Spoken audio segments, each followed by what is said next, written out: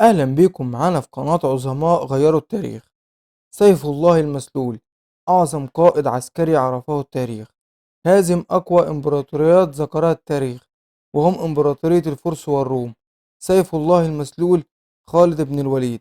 اتولد سيدنا خالد بن الوليد سنة 30 قبل الهجرة، أعظم قائد إسلامي في تاريخ الحروب العربية والإسلامية.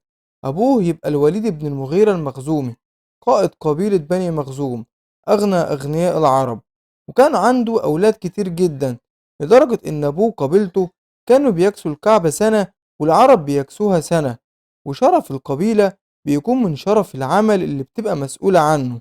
وقبيلة بني مخزوم كانت مسؤولة عن تدبير أمور الحرب والسلاح. ولما نزلت الرسالة على سيدنا محمد صلى الله عليه وسلم، كان الوليد بن المغيرة أبو سيدنا خالد من أشد أعداء الرسول والرسالة اللي جه بيها الرسول من رب العالمين. وده ما كانش كره للإسلام، إنما هو كان بيقول ليه الإسلام منزلش على قبيلة بني مخزوم، وليه ما يكونش هو النبي، واشمعنى قبيلة بني هاشم. وبني هاشم دول القبيلة اللي منها سيدنا محمد صلى الله عليه وسلم، وربنا نزل فيه قرآن يتلى ليوم القيامة. بسم الله الرحمن الرحيم. ذرني ومن خلقت وحيدا وجعلت له مالا ممدودا وبنين شهودا ومهدت له تمهيدا ثم يطمع أن أزيد. صدق الله العظيم. وعيد من الله للوليد بن المغيرة. أما بقى سيدنا خالد، فربنا كان رزقه بذكاء من صغره وكان ظاهر عليه. ولما وصل لسن 5 سنين، أبوه بعته للصحراء علشان يعيش في جو قاسي ويتعود على الشدة ويتدرب على كل أنواع السلاح. ورجع وهو متعلم الفروسية، وكمان اتعلم ازاي يمسك السيف ويضرب بالرمح والسهم، وظهرت عليه علامات القوة والذكاء. وغنى أبوه ساعده إنه يتفرغ للفروسية والتدريب على كل أنواع السلاح، وكان بيخرج مع القوافل اللي بتروح لبلاد الشام والعراق.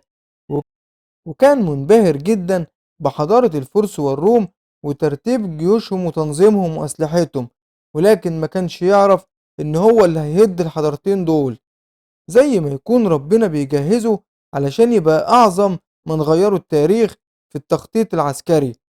ولما وقعت غزوة بدر، كان خالد مع أحد القوافل وكان خارج مكة، وشاركت قبيلة بني مخزوم ب100 فارس، ومن ضمنهم أخوه الوليد بن المغيرة. وطبعا انتصر المسلمين على المشركين انتصار ساحق، ومات أبو خالد وعمه أبو جهل في الغزوة دي على إيد المسلمين، واتأثر أخوه الوليد. وكان الرسول محدد الدية ب4000 درهم، واللي مش معاه يعلم 10 من المسلمين القراءة والكتابة، وبكده يفدي نفسه. ولما رجع خالد مكة وعرف باللي حصل، راح للمدينة هو وعكرمة بن أبي جهل علشان يتفاوضوا على الدية، ودفع الدية لأخوه الوليد وخلصوا من الأسر. ولكن هم راجعين لمكة، هرب منه أخوه ورجع للمسلمين، لأن الوليد كان أسلم بعد ما اتأثر، ولكنه ما أعلنش إسلامه علشان يستفيد المسلمين من الدية اللي هتدفع. وكمان كان شايف إنها مكافأة كويسة منه للمسلمين مقابل المعاملة الحسنة اللي اتعامل بيها.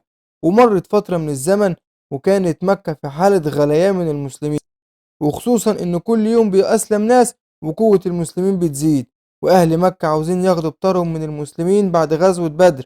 وفضلوا على الحالة دي سنتين، وخالد زي ما هو بيخطط وبيتدرب وبيسافر لبلاد الشام. لكن لما جت غزوة أحد، كان قائد المشركين معاوية بن أبي سفيان. وما أدراك ما معاوية، كان داهية من داهية العرب، وجهز جيش قريش ب3000 مقاتل، وكانوا فاكرين إن بالقوة دي هيقدروا يخلصوا على المسلمين، وخصوصا إن عدد المسلمين كان 700 فارس. وطبعا بن الوليد في المعركة، واتفق معاه أبو سفيان إنه ياخد 300 فارس ويقف ورا جبل أحد، ويستنى أول ما المعركة تبتدي، ويلف خالد حوالين جيش المسلمين، وبكده يكون جيش المسلمين في النص ويخلصوا على المسلمين. ولكن الرسول أول ما شاف خالد والقوات اللي معاه، فهم خطة معاوية، وأمر 50 من أمهر الرماة وقال لهم: إن رأيتمونا ننهزم لا تنصرونا، وإن رأيتمونا نغنم لا تشاركونا. وما كانش قدام أبو سفيان غير إن يواجه المسلمين وجها لوجه، ولكنه عارف إنه لو واجه بالطريقة دي يبقى هيخسر، لأنه عرف باللي حصل في غزوة بدر، وإن المسلمين بيقاتلوا ببسالة. وفعلا بدأت المعركة وكانت الغلبة للمسلمين، وبدأ معاوية وجيشه بالانسحاب، واتأثر عدد كبير من كفار قريش، وبدأ المسلمين في مطاردتهم. ولكن خالد كان واقف ومستني، زي ما يكون كان متأكد إن في غلطة هتحصل. وكان معروف ده عن خالد، إنه لما كان بيخطط كان بيعتمد على الخطأ اللي كان موجود، وكان بيعرف يستغل الخطأ ده ويحوله لنصر ليه. وفعلا ساب معظم الرماة أماكنهم وخلف أوامر الرسول صلى الله عليه وسلم، ونزلوا علشان يشاركوا بقية الجيش في نصرهم. ولكن خالد كان لسه في مكانه، وفعلا اتحرك خالد وقتل الباقي اللي كانوا على الجبل. وأول ما شاف أبو سفيان إن خطته نجحت، لف أبو سفيان بالقوات اللي معاه، وبكده بقى المسلمين متحاصرين زي ما أبو سفيان كان عاوز. واتصاب عدد كبير من المسلمين، ومن ضمنهم الرسول صلى الله عليه وسلم.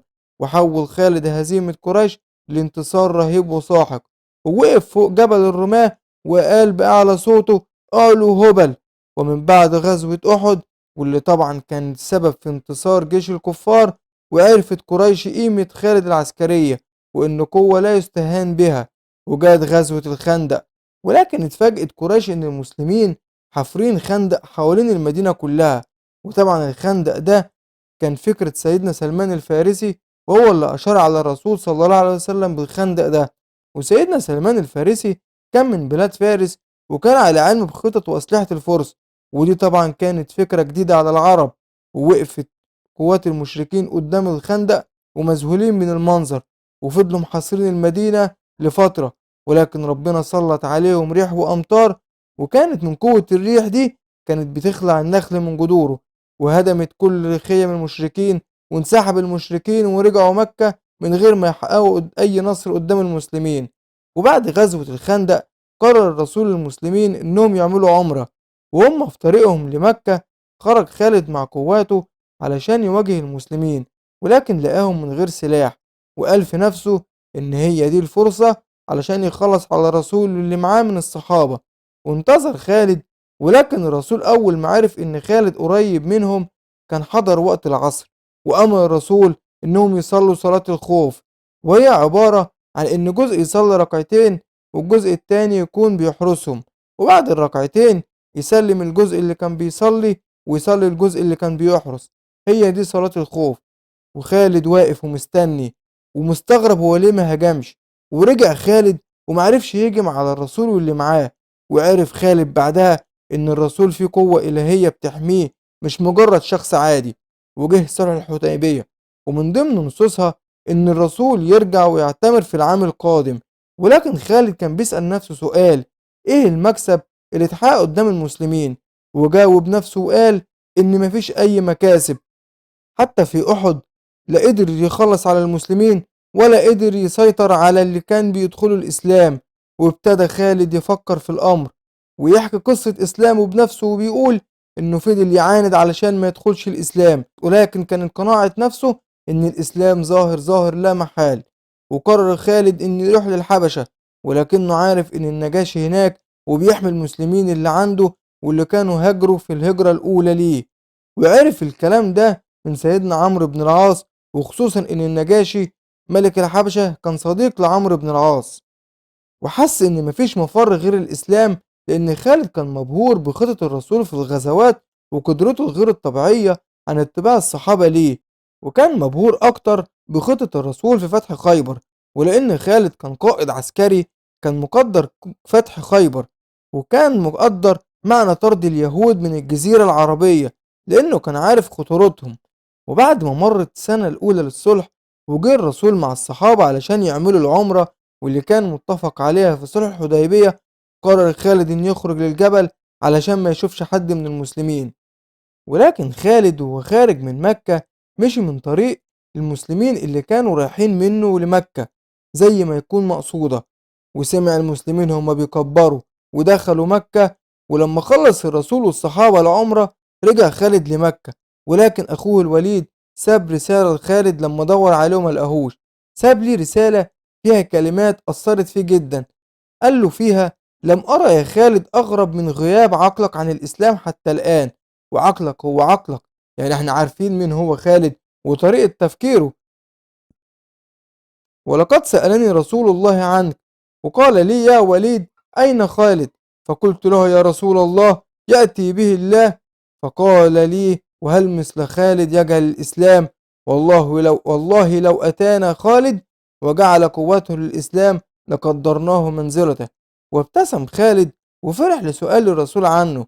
وبيقول خالد إن حلم غريب، وبيقول إن شاف نفسه في أرض ضيقة جدا، ولكنه شاف نور جاي عليه من بعيد، واتجه ناحية النور وشاف إن الأرض الضيقة وسعت عليه. وصحي خالد من النوم وقرر إنه يروح للمدينة ويقف بين يدي الرسول ويعلن إسلامه. ولكنه هو رايح قال لنفسه: آخد مين معايا؟ فراح لصفوان بن أمية وعرض عليه، ولكنه رفض وقال: لو بقى غيري لن أسلم. وراح لعكرمة بن أبي جهل واللي هيأسلم بعدين، ولكن عكرمة كان لسه ساير لقتل أبوه في غزوة بدر. وراح لعثمان بن طلحة، وكان عثمان معاه مفاتيح الكعبة، وعرض عليه خالد الأمر ووافق. وهم في طريقهم للمدينة قابلوا سيدنا عمرو بن العاص وسألوه إلى أين، ولكن عمرو بن العاص كان داهية من داهية العرب، وقال لهم: لو قلت لي سأقول لكم. وقالوا له: ذاهبين للمدينة لإعلان إسلامنا بين يدي الرسول صلى الله عليه وسلم. ورد عليهم سيدنا عمرو بن العاص وقال لهم: سآتي معكم. وراحوا هما التلاتة للرسول، ولكن خالد هو داخل المدينة والمسلمين بيقابلوه بالترحيب والتهليل كانت عينه على الرسول صلى الله عليه وسلم، والرسول كانت عينه على خالد. وكل ما يقرب من الرسول يبتسم. ووقف خالد قدام الرسول وقال له: السلام عليك يا رسول الله. وأعلن خالد إسلامه وقال له: يا رسول الله، أرأيت لو أسلمت يغفر الله لي؟ ورد عليه الرسول وقال: إن الإسلام يجب ما قبله. ودعا رسول الله لخالد وقال: اللهم اغفر لخالد. وكان عمر خالد بن الوليد 41 سنة. ومنذ ذلك اليوم وخالد بن الوليد لم يفارق الرسول، واستقر خالد في المدينة. وبعد 3 شهور من إسلام خالد جت غزوة مؤتة. وكانت غزوة مؤتة أول معركة يشارك فيها خالد بن الوليد مع المسلمين. وكانت سبب الغزوة دي إن الرسول بعت رسالة لملك الغساسنة مع الصحابي الحارث بن عمير، ولكن ملك الغساسنة قتله. وكان قتل الرسول يعني إعلان صريح للحرب. وقرر الرسول إن ما يخرجش معاهم في الغزوة دي علشان يوصل للمسلمين إن النصر من عند الله، وإن الكل مسؤول عن الإسلام. وبدأ الرسول يختار قائد الجيش، وقال: قائد الجيش زيد بن حارثة، فإن قتل فجعفر بن أبي طالب، فإن قتل فعبد الله بن رواحة، فإن قتل فأمركم شورى بينكم. وكان الرسول عارف إن الصحابة الثلاثة هيستشهدوا في الغزوة دي. وخرج خالد مع الجيش ولكنه كان جندي، ونزل المسلمين في قرية مؤتة واللي موجودة في الأردن. وزي ما قلنا إن عددهم كان 3000 مقاتل. أما بقى جيش الغساسنة فكان 100,000 مقاتل، وطلبوا المدد من الروم فجالهم 100,000 كمان، يعني 200,000 مقاتل قدام 3000 مقاتل في جيش المسلمين. يعني بحسابات الجيوش اليمين دول اسمه انتحار. وابتدى سيدنا زيد بن حارثة يحط خطته للحرب، وطلب من الصحابة إنهم يختاروا مكان أفضل من الصحراء. فاختاروا قرية مؤتة، وده ما كانش اختيار عشوائي. قرية مؤتة قرية ضيقة جدا، ومواجهة الغساسنة فيها أفضل بكتير من الصحراء. وبدأ الغساسنة بتقسيم الجيش بتاعهم لأعداد صغيرة علشان يواجهوا بيها المسلمين، على عكس ما كانوا مخططين إنهم يقابلوا المسلمين في الصحراء ويقضوا عليهم بالعدد اللي معاهم. وبدأت المعركة، ولمدة 6 أيام والمعركة محتدمة، والغلبة مش لحد. أعداد رهيبة بتموت من جيش الغساسنة، وخسائر المسلمين لا تذكر، لغاية ما جه اليوم السابع وبدأت الروم تتجنن. وده خلاهم يهجموا بقوة، واستشهد سيدنا زيد بن حارثة، وياخد الراية من بعده سيدنا جعفر بن أبي طالب، ويستشهد بعد ما تم قطع إيده الاتنين، وياخد الراية من بعده سيدنا عبد الله بن رواحة ويستشهد. وكل ده والرسول قاعد في المدينة وبيحكي للصحابة عن اللي بيحصل في المعركة، وتتحقق نبوءة سيدنا محمد باستشهاد القادة الثلاثة اللي ولاهم على الجيش. وبيقول الرسول: لقد أخذ الراية سيف من سيوف الله يفتح الله عليه. وده اللي ثبت في الحديث الصحيح اللي رواه أبو هريرة. وياخد سيدنا ثابت بن الأكرم راية المسلمين من على الأرض وينده على سيدنا خالد ويديله الراية، ولكن سيدنا خالد يقول له في تواضع: أنت أحق بها مني، فقد شهدت بدر يوم أن كنت أنا مع المشركين. ولكن سيدنا ثابت يرد عليه ويقول له: يا خالد إنه يومك. وطبعا المسلمين كانوا عارفين خالد وعبقريته، وتولى سيدنا خالد قيادة الجيش. ويحكي سيدنا خالد ويقول إن يوم مؤتة اتكسر في إيده 9 سيوف، وكان ينتظر غروب الشمس بفارغ الصبر علشان يعيد تنظيم الجيش. وكانت عادة العرب في الحروب إن الهجوم بيبتدي مع الفجر وينتهي مع غروب الشمس. وفعلا جه وقت المغرب وانفصل الجيشين، ووقف سيدنا خالد وسط الجيش وسألهم: احنا موجودين هنا ليه؟ واستغرب المسلمين من سؤاله، ولكنه رد عليهم وقال لهم: جئنا لنصر ديننا ونطيع نبينا، وقد فعلنا وقتلنا منهم الكثير، ولكن المعركة لن تنتهي بنصر، لأنه كان عارف إن 200,000 مهما قتل منهم برضه مش هيأثر فيهم، وخصوصا مع عدد قوات المسلمين اللي هم ال3000 مقاتل. وهنا المسلمين ابتدوا يسألوا نفسهم: طب وإيه العمل؟ وسألوا سيدنا خالد عن العمل، ورد عليهم سيدنا خالد وقال لهم: ننسحب. ولكن كلمة الانسحاب دي ما كانتش واردة في قاموس المسلمين، وردوا عليه وقالوا: نطلب مدد من المدينة. ولكنه قال لهم مش هيكون له أي تأثير قدام الجيش ده. وكمان المسلمين عارفين قوة خالد في التخطيط وقد إيه هو شجاع، يعني أكيد هو شايف حاجة هما مش شايفينها. ووافق المسلمين على الانسحاب، ولكن سيدنا خالد ما كانش بيفكر في الانسحاب بطريقة تضر المسلمين، فأمر بكتابة رايات جديدة، وجاب الجناح الأيمن للجيش وخلاه في الميسرة، وجاب خلفية الجيش وخلاها في الأمام، غير ترتيب الجيش. وده طبعا خلى جيش الغساسنة يتلخبط، وكمان افتكر إن المسلمين جالهم مدد جديد والجيش التاني بيستريح.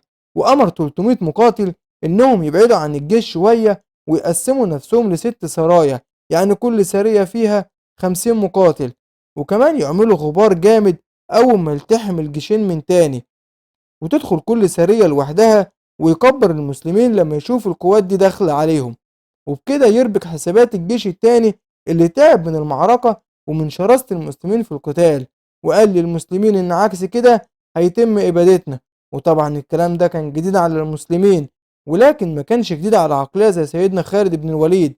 وبكده يكون حقق أمرين: رفع الروح المعنوية للجنود، وكمان يقدر ينسحب بالقوات اللي معاه من غير خسائر.